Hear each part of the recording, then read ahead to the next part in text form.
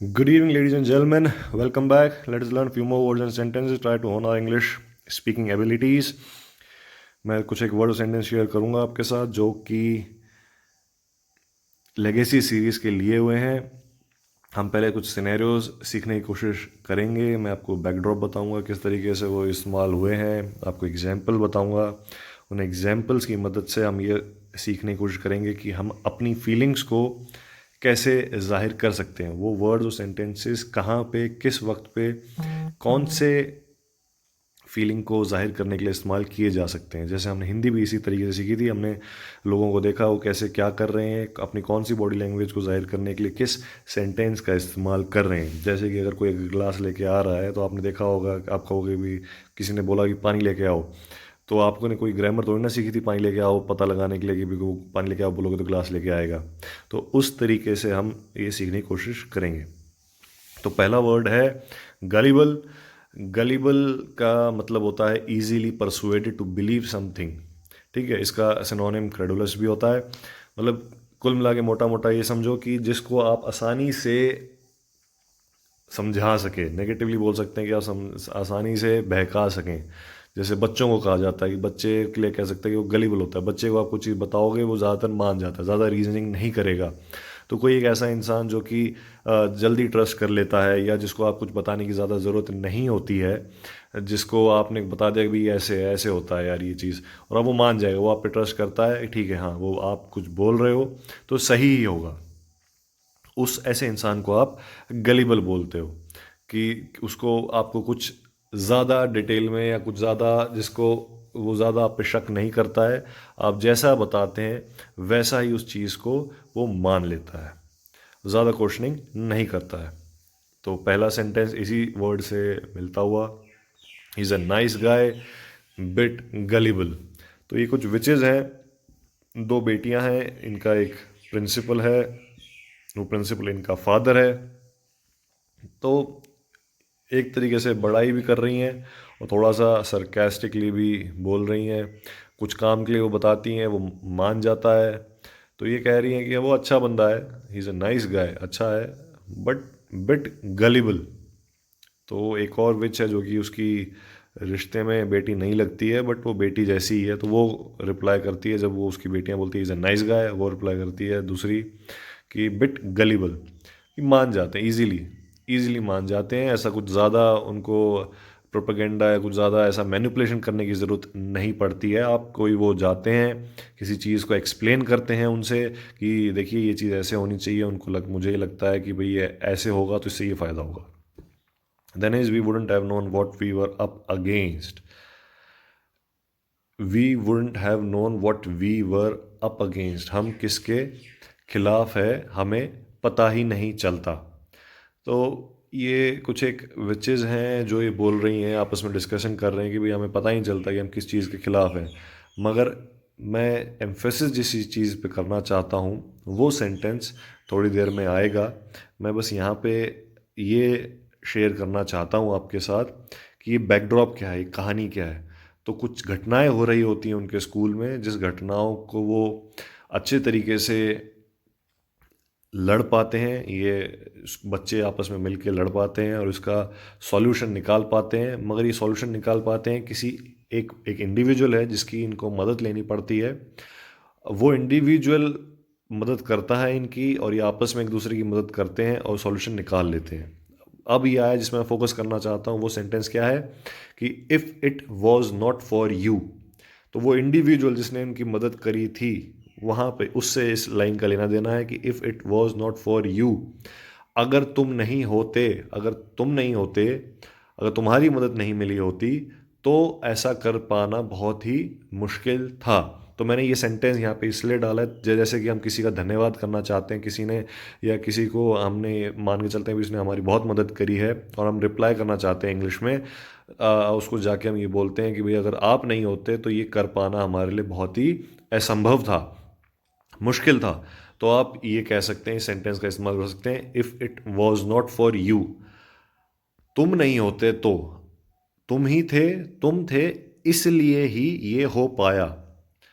अगर तुम नहीं होते तो ये हो पाना मुश्किल था, तो वहाँ पे आप if it was not for you इस्तेमाल कर सकते हैं। Then is a little on the nose, don't you think. तो ये एक सिनेरियो है जहाँ पे सारे के सारे बच्चे विचेज़ हैं और वेम्पायर्स हैं, सारे सारे कैद हो जाते हैं, एक ड्रामेटिक उसमें चले जाते हैं, मेंटली सोच रहे हैं कुछ चीज़ हो रही है, सब अपनी अपनी स्टोरी में घूम रहे हैं, और वहाँ पे डेलिबरेटली इनके साथ एक कोई और एक पावरफुल कोई इंडिविजुअल है जो इनको अपने अकॉर्डिंग नचा रहा है। तो ये एक विच है जिसके पीछे इसकी जो छोटी बहन है, दोनों विच आपस में एक मर्ज, मतलब इन दोनों, कुल मिला के समझिए कि इन दोनों में से एक ही जिंदा रह सकती थी अगर वो जिसकी जो छोटी बहन है वो अपने इविल साइड को अपने ऊपर हावी होने दे। तो इसका इविल साइड, इसके मेंटल उसमें जाके हावी हो जाता है और वो उसको मारने की कोशिश करती है इसकी बड़ी बहन को। तो इसकी बड़ी बहन जब फंस जाती है चारों तरफ से, तो उसको बोलती है कि don't you think it is a little on the knows, कि कुछ ज़्यादा नहीं हो रहा है। ठीक है, तो इस तरीके किसी चीज़ के लिए आप ये अ लिटिल ऑन द नोज का इस्तेमाल करते हैं। इसका डिक्शनरी मीनिंग, इसका लिटरल मीनिंग मैंने आपके साथ शेयर किया है। Unimaginative, over literal, lacking nuance. ठीक है, मतलब इसके और क्या मीनिंग हो सकते हैं कि भाई ये आप सोच ही नहीं सकते, ऐसा ऐसा भी हो सकता है। अनइमेजिनेटिव मतलब ऐसा नहीं होना चाहिए। जैसे example, wearing that floral dress to a garden party was a little on the knows.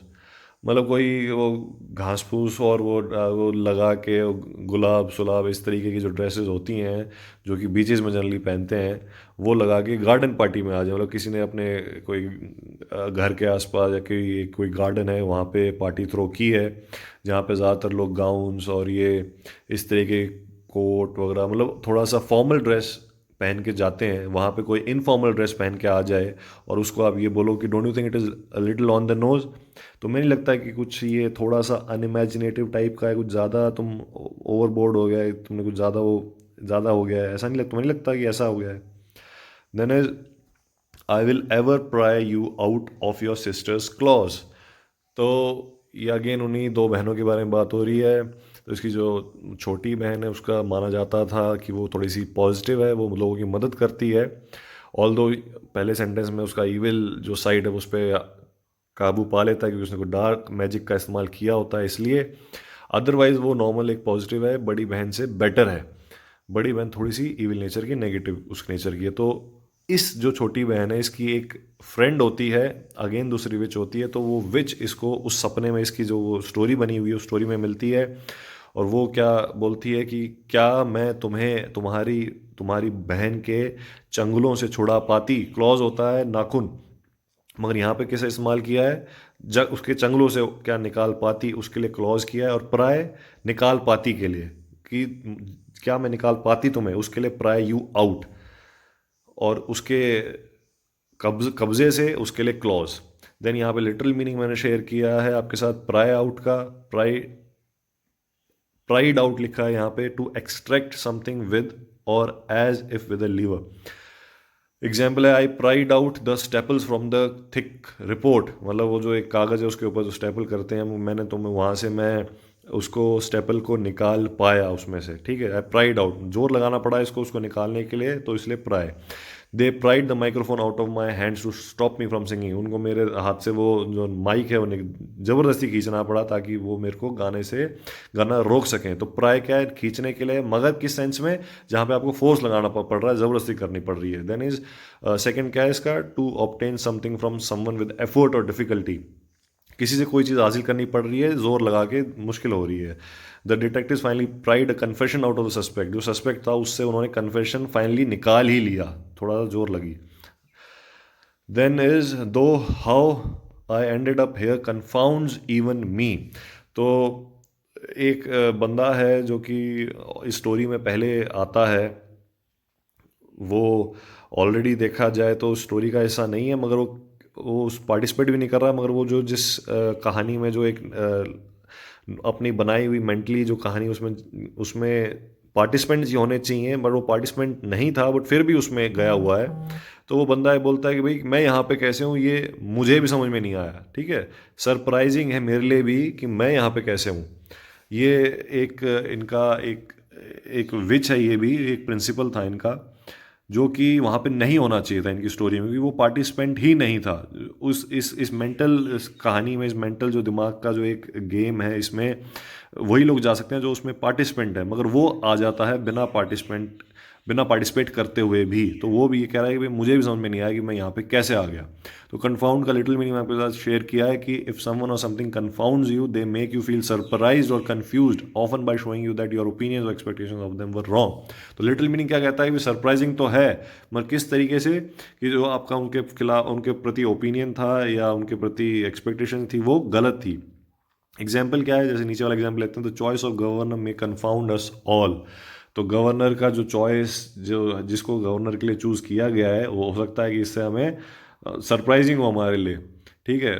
अब इसमें एक सेंस दूसरा क्या निकलता है कि भाई उसने कुछ ऐसा काम कर दिया, हम सोच रहे थे भाई ये बंदा तो गलत काम करेगा, ये तो ठीक नहीं है गवर्नर के उसके लिए, मगर उसको गवर्नर बना दिया और उसने बहुत अच्छा काम किया, तो उसके लिए आप कह सकते हैं कि भाई it confounds us all, is confounded us all. ठीक है कि इसने अच्छा काम किया, हम सरप्राइजिंग है। जैसे कि यूपी के सीएम के लिए बोला जाता है कई बार, लोगों को लगा था भाई ये तो थोड़ा सा कट्टर टाइप का होगा, उसने बहुत अच्छा किया, तो वहाँ पे सरप्राइजिंग है। Then is which often results in them becoming perpetually dead। Perpetually यहाँ पे क्या मीनिंग है उसको शेयर करने के लिए मैंने, उसको बताने के लिए यहाँ पे आपके ये सेंटेंस शेयर किया है कि ये वो विच है एक, जो कि बड़ी पावरफुल वैम्पायर की बेटी है। इसके साथ कोई भी दोस्ती करता है जिसके साथ ये मिलती मिलती है, वो मर जाते हैं। ठीक है। अब मर जाते हैं, जाहिर सी बात है कि मरा हुआ इंसान जो है वो कभी नहीं, वो इटर्नल है, हमेशा के लिए मर गया है, दोबारा तो नहीं आ सकता। तो ये क्या कहने की कोशिश कर रही है कि भाई वो परपेचुअली डेड, कि मर जाते हैं, हमेशा के लिए चले जाते हैं। तो परपेचुअल का मीनिंग क्या होता है, जो चीज़ परमानेंट होती है, जो कि बार बार हो रही है और परमानेंट इन नेचर है। तो उसको, उस फीलिंग को जाहिर करने के लिए आप परपेचुअल शब्द का इस्तेमाल करते हैं। तो यहाँ पे ये जो विच है ये बोलने की कोशिश कर रही है कि जो भी मेरे साथ होता है, वो मेरे साथ रहने के कारण वो एक परपेचुअल डेथ में चला जाता है, वो कभी वापस ही नहीं आता है, हमेशा के लिए मर जाता है। क्योंकि ये विचेस वगैरह वापस भी आ जाती हैं, ये लोग कोशिश करते हैं, बट इसके साथ जो होता है वो हमेशा के लिए चला जाता है। इस तरीके की घटना होती है कि वो आ ही नहीं पाता है वापस। The next sentence is because every one they love is in perpetual danger. अब अगेन परपेचुअल डेंजर, परपेचुअल का दोबारा मीनिंग समझाने के लिए, ताकि इसको और अच्छे तरीके से समझ में आ जाए। परपेचुअल डेंजर मतलब हमेशा खतरे में घिरे रहते हैं। तो ये बोलने की क्या कोशिश कर रहा है कि जो भी जिसको वो प्यार करते हैं, वो हमेशा खतरे में घिरे रहते हैं। परपेचुअल डेंजर, हमेशा उनके चारों तरफ खतरा रहता है। तो कोई ऐसी फीलिंग जाहिर करने के लिए जहाँ पे आप इस तरीके का कुछ बोलना चाहते हैं कि भाई ये हमेशा के लिए या 24 घंटे, या ऐसा कहना चाहते हैं भाई ये हमेशा ही चल, मतलब जैसे क्योंकि मैं तुम्हारा दोस्त हूँ इसलिए मुझे 24 घंटे ये परेशानी झेलनी पड़ती है, तो I am in perpetual tension because of you. ठीक है, I have to handle it perpetually. तो परपेचुअल का लिटरल मीनिंग मैं आपके साथ शेयर किया है, नेवर एंडिंग और चेंजिंग, जो खत्म ही नहीं हो रहा है, चेंज ही नहीं हो रहा है। लाइक डीप केव्स इन परपेचुअल डार्कनेस, जो ये गुफाएं हैं, गहरी गुफाएं, उसमें क्या है, परपेचुअल डार्कनेस है, हमेशा वहाँ पे क्या रहता है, अंधेरा रहता है। ठीक है। देन इज अकरिंग रिपीटेडली, बार बार हो रहा है। दूसरा मीनिंग क्या है, बार बार हो रहा है। सो फ्रीक्वेंट, इस इतना ज़्यादा हो रहा है, as to seem endless and uninterrupted, ऐसा लग रहा है कि एंडलेस है, होता ही रहेगा, और अनइंटरप्टेड होता है, एक के बाद एक के बाद एक के बाद हो रहा है। तो वो ऐसा फील करा देता है हमें कि बार बार हो रहा है और ये एंडलेस है। ठीक है, कंटिन्यूस हो रहा है, कॉन्टिन्यूटी मेंटेन हो रही है, अनइंटरप्टेड है, कोई बीच में इंटरप्शन नहीं है, कोई गैप नहीं मिल रहा है, कोई रेस्पिरेट नहीं मिल रहा है। तो एग्जाम्पल क्या है, देयर परपेचुअल मनी वरीज, मतलब उनकी हमेशा रहने वाली दिमाग में पैसों की चिंता, हमेशा ही पैसों की चिंता रहती है, कुछ ना कुछ, कभी ना कुछ ऐसा होता रहता है, उनके उनके दिमाग से पैसों की चिंता जाती ही नहीं कभी। तो there perpetual money worries. Then is I am rooting for you. अब रूट के वैसे तो कई मीनिंग दो मीनिंग होते हैं, और कई दो तरीके से इस्तेमाल किया जा सकता है। यहाँ पे इसका मीनिंग क्या है, I am rooting for you का मतलब है कि मैं तुम्हें सपोर्ट कर रहा हूँ। यहाँ पे एक इलेक्शन है जहाँ पे एक विच, कई अलग अलग खड़े हुए हैं, विच भी है, वेम्पायर भी हैं, सब खड़े हो रखे हैं इलेक्शन में। तो एक इंडिविजुअल है, एक बंदी को बोल रहा है कि भाई आई एम रूटिंग फॉर यू। ठीक है, कि भाई मैं तुम्हें सपोर्ट कर रहा हूँ, मैं चाहता हूँ कि तुम जीतो, और इसलिए मैं तुम्हें सपोर्ट कर रहा हूँ, और मैं योगदान करूँगा तुम्हारी जीत में। तो ऐसा कोई भी सिनेरियो, ऐसे कहीं पे भी जहाँ पे आप किसी इंसान को ये कहना चाह रहे हैं, मान लो कि कोई आपका दोस्त है, कोई आपका मित्र है जो कि किसी कोई काम करना चाह रहा है, और आप उसको ये बोलना चाह रहे हैं कि भैया मैं तुम्हारी सपोर्ट में खड़ा हूँ, तो आप ये कह सकते हैं कि ठीक है, I am rooting for you. Rooting, इसका I am rooting for you का लिटरल मीनिंग में आपको शेयर किया है कि usually means I am a fan.